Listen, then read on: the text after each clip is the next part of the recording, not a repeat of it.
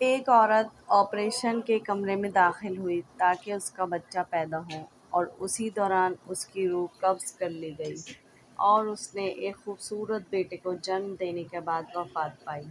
شوہر اپنی بیوی کے بچھڑنے سے بہت غمگین ہوا اور اس نے بیٹے کو اپنی سالی کے حوالے کر دیا کیونکہ وہ خود مصروف تھا۔ 7 ماہ بعد اس آدمی نے دوسری شادی کر لی اور اس نئی بیوی سے اس کے ایک اور بیٹا اور بیٹی پیدا ہوئے۔ 3 سال گزرنے کے بعد وہ آدمی اپنے بیٹے کو خالہ کے گھر سے واپس لے آیا تاکہ وہ اس کے ساتھ رہے۔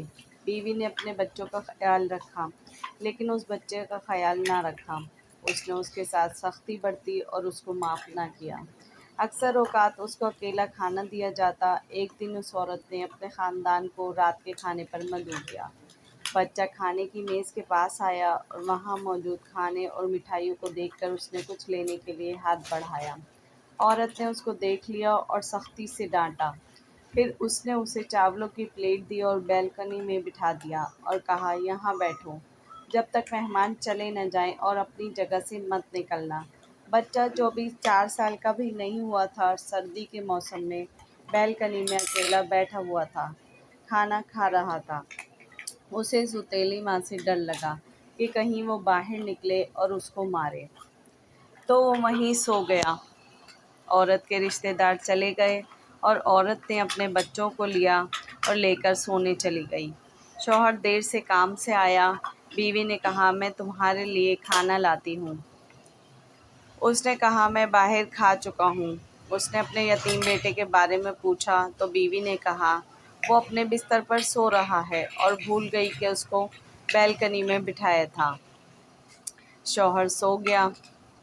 سوتے میں اس نے اپنی مرحوم بیوی کو خواب میں دیکھا جو کہہ رہی تھی، اپنے بیٹے کا خیال رکھو۔ وہ آدمی گھبرا کر اٹھا اور بچے کے بارے میں پوچھا۔ بیوی نے کہا، وہ اپنے بستر پر ہے۔ وہ آدمی پھر سے سو گیا۔ پھر سے اس نے اپنی بیوی کو خواب میں دیکھا جو کہہ رہی تھی، اپنے بیٹے کا خیال رکھو۔ آدمی نے دوبارہ پوچھا۔ بیوی نے کہا، آپ بات کا بتنگڑ بنا رہے ہیں، بچہ اپنے بستر پر سو رہا ہے، فکر نہ کریں۔